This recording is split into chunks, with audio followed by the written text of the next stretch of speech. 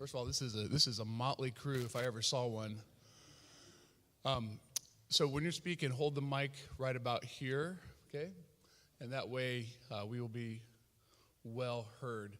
So this is supposed to be the penultimate thing that we're going to do, which is a panel really just reflecting on the substance of the conference so far and asking the question largely, where do we go from here? That's what I'm hoping we will be able to address. And I'll introduce a few folks here that you've not already met.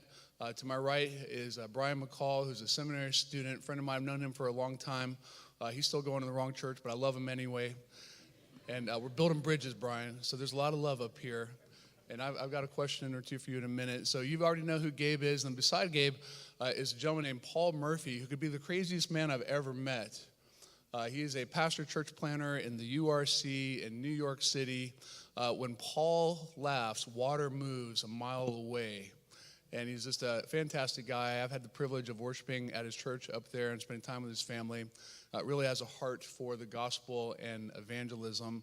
So Anthony, you already know. Okay, and then here's Chris Keshen, who is in the Clarkston, Georgia area and serves as a church planner for the OPC in an area that is now nicknamed the Ellis Island of the South. Sorry, Paul, but I think he actually has bested you in terms of serving in a cross-cultural location. But if you want, he'll probably work with you. Okay, and then you know Terry Johnson, and then Dave Homeland is regional home missionary for the OPC up in the Presbytery of Philadelphia area. Where are your brown trousers? We'll get you a pair just for being on the panel. All right, well, let's get going. So let me ask my questions here. Well, everybody knows who Alan is. Do I need to introduce Alan Strange? Have you been with me so long and still we do not know one another? That's Alan. Wow, that's strange that they didn't know who you were. Yeah, what I'm having is sleep deprivation, and it's euphoric. I admit it. All right, so let's get going here with our questions. First of all, let me ask you, Anthony, as our speaker, who, by the way, did a wonderful job, and thank you again. What can we do to bring more ethnic diversity in the church? You've spoken on it a little bit, but in particular, what advice would you give to a white pastor of a white church who would love to see his church become more diverse, but just doesn't know what to do? So you talked about loving the community, but fill out the picture just a little bit more. Great. So I get this question a lot, and I basically try to make it less overwhelming by simply saying this: if you challenge your people to open up their personal friendships, then this will happen. It's that simple. It's said that Sunday at 11 a.m. is the most segregated hour of the week. That is not true. That is not the most segregated. That is not true. It's every night between 6 and midnight, Monday through Saturday.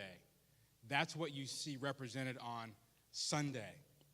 So if you actually encourage your people to open up their personal friendships throughout the week, it will take care of itself. This is not rocket science. We do not have relationships through the week that are diverse. So why would we imagine that Sunday would be any different than what we do during the week? If wedding photos were diverse, and your vacation photos were diverse, and the pictures on your refrigerator were diverse, and if baptisms and weddings and funerals were diverse, all that stuff outside of Sunday, then Sunday would be diverse. So if you challenge your people, here's the thing: the kingdom is slow, right? Redemption's slow. This is a slow roll. If you actually invite your people to open up their relationships, it might take a generation or two, but you'll begin to see it open out that way. Okay, that's good. All right, you go ahead and hold that mic and give it to Paul next to you. Terrence, I need my phone. I left it over there. Thank you.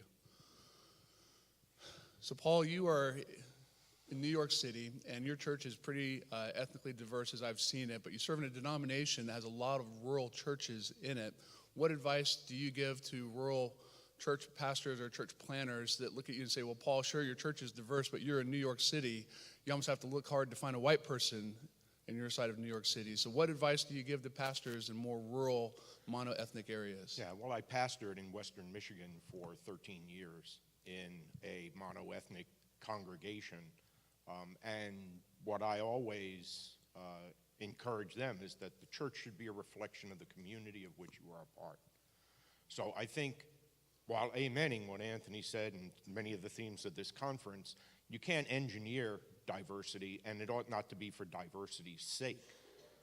But if it's organic, as our brother was just talking about, and if it's a reflection of the population of which you are a part, then that ought to be the case.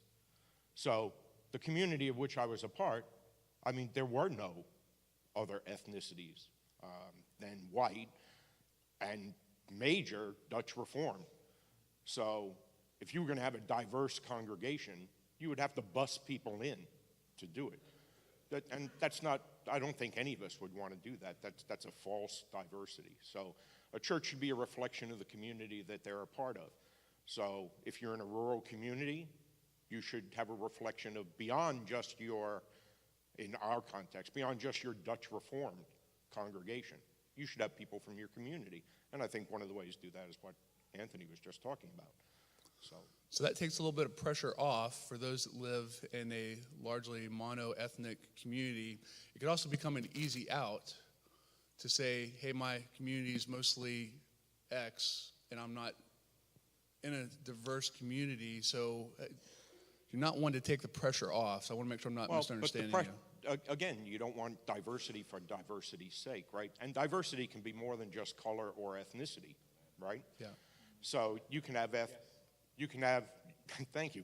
I love the amen corner, wherever it's found. So you can have diversity. So, for example, though the community I pastored in Western Michigan was white, the congregation was 99.9% Dutch Reformed, multi-generational congregation.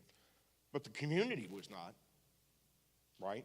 So why aren't the diversity may not be ethnic or color, but you could have diversity in terms of the population of the community. And I think that's not taking the pressure off, right? That is saying we want to be a reflection of the community that we're in. We're not a ghetto of one particular denomination or one particular group, right? We want to be part of the community that we're in. That's good. Chris, for you, you can grab the mic right in front of you if you want, or share Paul's. So a little more about this story, and then a question for you. So I'm intrigued and encouraged by the work that you are involved in. Tell us a little bit more about the Mother Church and your work in specific, and I'll turn it into a question after that. The church that I was called by is really a white middle-class church, 50 years old in the OPC in Atlanta, just outside of the perimeter. But a couple of years ago, things changed. We called a pastor from Eritrea, actually a political asylee himself, more like a refugee. He thought he was going to come to this country and minister to the dispersion, those from his country that were in the United States, but in God's providence, he was called to pastor this particular church. And in doing so, because of our friendship, the church called me now to be an evangelist to a community which is about 10 miles away called Clarkston. And there are all kinds of refugees and immigrants in that community, and we're seeking to minister to them with the gospel and with their diaconal needs. So let me see if I can say this back to you. So you have a brother from Eritrea pastoring a bunch of white Southerners outside of Atlanta. Is right so far? That's correct. And you have a white guy pastoring or church planting amongst the diaspora, asylum seekers, multi-ethnic, in the most multi-ethnic section now in the country, correct? Yes. I'll have two of what he's having. It actually encouraged me quite a bit. There may be hope for the OPC. Clearly what we need is more of that and some more brown trousers, and we're going to be fine. So who do you think has the harder job in terms of just crossing the cultural lines, building genuine relationships? You with what you were doing, or Zeki with what he's doing, and why? That's a good question. I'd have to say it's almost equal, because my brother's coming from a completely different culture and seeking to lead those in what I would say is our culture to follow Christ more closely. And that's difficult, but he's doing a wonderful job. And then I'm seeking to bring the gospel to a people who don't even know who Jesus Christ is. And so every day we walk into situations and into homes where it's dark, literally at times. But we're seeking to break into that and to bring the light of Christ and understand the cultures into which we're being brought. We're learning every day. And so I would have to say our jobs are both difficult in different ways, but because of our friendship, because of our love for Christ, we're pressing on each day. Okay, down here to you, Brian. You still with me? All right. So, Brian, you're a seminary student. You have experienced a number of different churches in the past several years, as I understand it. In this respect, you probably well embody the dynamic of many millennials. And what do you think millennials like yourself are looking for in the church? And what do you think pastors like myself or others might not be hearing from younger Christians like yourself? That's a loaded question. I'll try to chip at it the best way I can. I would say one of the things I've learned in my discipleship is there should be a both-and paradigm, not an either-or. And a lot of times what's been happening within relation to the gospel, I guess as it particularly relates to race relations, is that a lot of times we have this false dichotomy. So if you're theologically conservative, I believe it was HB, or I can't remember on Thursday, the other panelist that was saying that anything that sounds or looks like anything social looks liberal, but that's a false dichotomy. If we have a holistic gospel, the gospel speaks to every area, every category of life. So if we only say, I'm about saving souls, as Dr. Bradley mentioned, and we don't look at the whole full scope of redemption, then we're going to be forced into certain categories and forced to pick and choose certain sides. With that being said, I think, too, we got to remember that the gospel is an offense. So within this particular culture and generation, even though I'm a millennial, I was raised old school. So a lot of things, a lot of views and stuff that a lot of millennials have, I experience it, but I don't necessarily think that way. And that's, again, that goes back to the way I was raised, but also the way I was discipleship. I think discipleship is a huge factor in this whole conversation. Most may know or don't know, but the elder that's at your church, Terrence Dickerson, is one of the ones who was responsible for me becoming reformed, along with gaining a biblical worldview. Sometimes it takes people to interact with you to kind of shake your foundation. A lot of times we're in a sensitive culture. We don't like to be uncomfortable. We don't like to be challenged in a lot of areas. So I believe that if we believe in the gospel, that we should be able to be challenged. We should be able to get our foundation shaken and still be able to grow and serve together. So that's helpful, just to interact with that then. My sense is that programs and small groups now shape the landscape of much church practical life. You use the word discipleship. Would you distinguish one-on-one discipleship, the way you're thinking about, from small group and programs? Where would you put your time and energy if you were a pastor? I would say it has to be organic. Programs can help, but I don't think they're just the means; they're not the ends. So if your whole ministry is program driven, there's always going to be a new trend, a new fad, or whatever the new ministry model or new thing is. So I don't think it's necessarily the programs. I think it has to be organic, and like Dr. Bradley mentioned and so many others mentioned, that you have to form relationships. So I give you a little bit of my backstory. You already know it, but I share it. Keep this So, short. I promise you I will. So I grew up in, I would say, a Baptist context. Ended up meeting Terrence, becoming Calvinistic to full-fledged Reformed Presbyterian. Ended up being in the PCA church for 5 years, going to Twin Lakes Fellowship conferences. Then end up being a part of a church plant to reach African-American community. Then God ended up switching my lane and being in an independent Reformed church. But one of the things consistent throughout that whole experience is when I became Reformed, I didn't detach myself from other churches. I didn't detach myself from other cultures. And I think when people realize that you can be whoever God called you theologically, ecclesiastically, and ethnically without detaching yourself from whatever the opposite of that looks like. And I think when you have that dynamic going on, it helps to balance you out. That's helpful, and it's hard to hear because in some ways it's like, you make me think of like a fishing trip. You're the fish that keeps biting, but I can't get in the boat.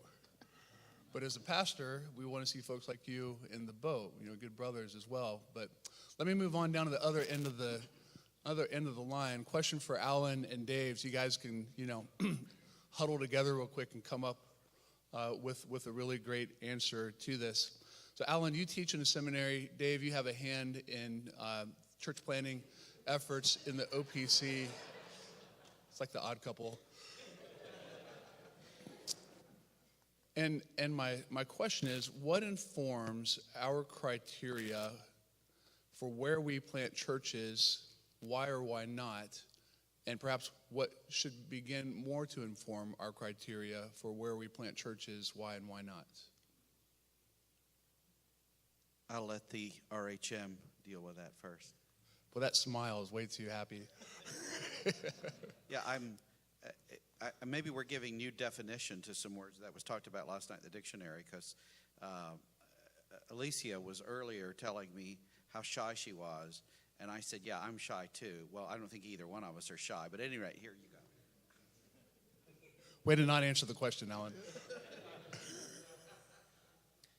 The question is, what's our criteria for where we plant churches? Mm-hmm. So to put a rub on it, some have asked me, why don't we plant more churches in the hood? Do we plant churches where it's safe, where they're more likely to thrive? And Terry, you're up next too, so don't get comfortable. What in the OPC, what would you say informs our criteria for where we go, where we don't go when we plant churches? Well, the simple answer is we plant churches everywhere where there's people and where there's a need for churches. But there's a lot of details that go into that. There's a lot of wisdom issues that go into that. I definitely feel the challenge as part of the OPC to work to plant more churches in areas where we historically have not been as fruitful. I'm definitely in full agreement with that. One main principle, maybe the main principle that I use in church planting is to think that church growth and successful mission flows from church health. And sometimes we're too quick to assume we're healthy, but simply not seeing God bless in a certain avenue of mission. I think this conference has helped me to see further, no, actually we're not seeing fruit in that part of mission because we're not healthy in that area of church life. Does that make sense? Yeah, that's good. And so it again reminds me, church growth, mission, successful church planting is attached to health. I think we just need to work harder to understand how we can grow and take up the call to Christian discipleship more faithfully as we look for those new opportunities that God presents before us. So I'm going to dodge the question in the sense of, making promises for certain kinds of church plants in certain places. I feel the need to do it, but it's going to take wisdom over a long period of time, especially with limited resources. But I am going to really pursue the church health issue for myself and for my people and for my congregations. So Terry, similar question for you. I'm going to refine it just a little bit. So you've been involved with quite a bit of church planning in the PCA, our sister denomination. How has church planning across ethnic lines looked? And then how well do church plants across ethnic lines retain their theological identity while trying to straddle a multicultural ethnicity?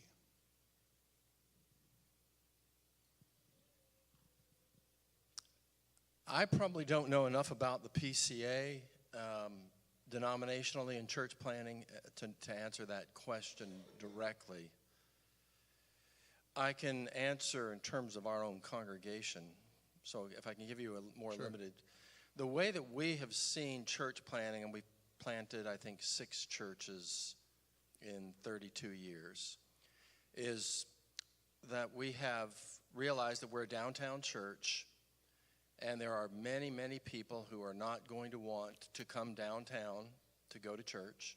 And so we have to go to the neighborhoods in order to reach them. And our principle has been derived from the Jerusalem, Judea, Samaria pattern, that we have those who are in our immediate vicinity, and who are with whom we have a natural affinity. In other words, there are going to be people or neighborhoods where it's culturally familiar, and therefore there's a more natural affinity, and it's an easier, more likely to succeed task. And so we have planted churches all around Savannah in various neighborhoods where we believe that there was a need for a reformed witness, that there was a lack and therefore a need. But at the same time, this would be very open to criticism, but for 20 years, we have been talking about establishing a church in the black neighborhood. So we started a church we've called Kirk of the Isles. And so sort of tongue-in-cheek, we've said we're going to start a Kirk in the Hood. And yet we have not been able to do it, and I think the reason is that there would have been an artificiality about it up to this point. If the right man, the right time, if it were organic and it were natural, and the doors were opening, that's what we've wanted to do. And we got very, very close twice, and it didn't quite work out. So our priority has been Jerusalem, our immediate neighborhood, Judea, a little bit further, Samaria, but also looking at in terms of where are we likely to succeed, where is it culturally dissimilar and therefore going to be a much tougher job and maybe beyond our knowledge and beyond our expertise. And it has even involved for me and my family something that might be a little bit out of the ordinary, in that when my oldest son was going into 7th grade, he was a very, very good football player and very, very fast. And so I started enrolling him and his brothers in the all-black football and basketball leagues because they were pretty good athletes, thinking that might be a way that I could build a bridge into the African-American community. And we established good relationships. And interestingly, very, very warmly welcomed onto the teams. And he was in both the basketball and football leagues. He was the only white boy in the entire league. So everybody knew who we were. And if I could just digress for a moment, this is sort of relevant. A number of years later, we brought Willie Ruff from Yale School of Music down to talk to us about the connection between black music and Scottish metrical psalm singing. It's there, but that's a bigger story.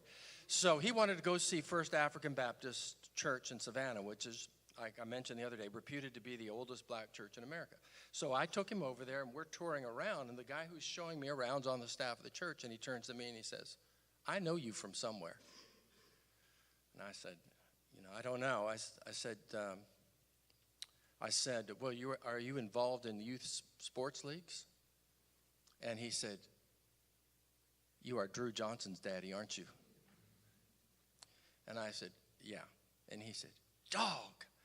He said, "We were playing," he was on the Frank Callen team, it was all black team. He said, "We were playing against you guys, and dog, if Drew didn't turn the corner and go 70 yards for a touchdown on us." And he said, "I pulled my guys off the team, off the field, and I said, 'What are you doing letting a white boy beat you all the way down the field?'" And then he caught himself, and he turned to me and he said, "You know what I mean." And then he said, and then dog, a few plays later, he didn't run the other end, 70 yards for a touchdown again. So that was all part of my effort to try to build some bridges. But in the end, sadly, nothing came of it ultimately. So that we still, I think we have some diversity. You've mentioned it, but not a great deal. Yeah. So question for whoever would like to try to interact with it. The challenging dynamic is that in the eyes of some, if a white church, call it that, tries to come into the hood and plant a church, it can appear tokenistic, right? And if they don't try to come, it appears indifferent.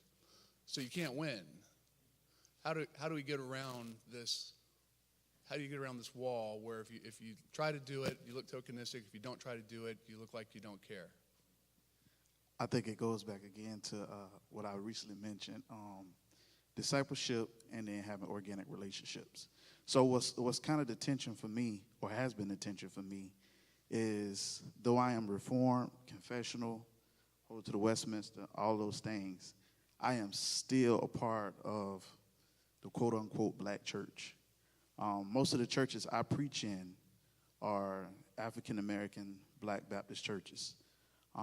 And what has to happen is, I believe, I'm convinced that as we disciple and build relationships, just like the situation that Terry mentioned, you'll notice that God will providentially start allowing you to meet people.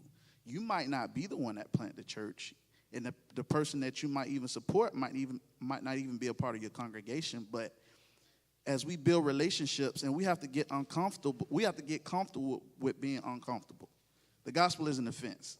So when we realize that and we take that to heart, that it's going to intrude on some boundaries.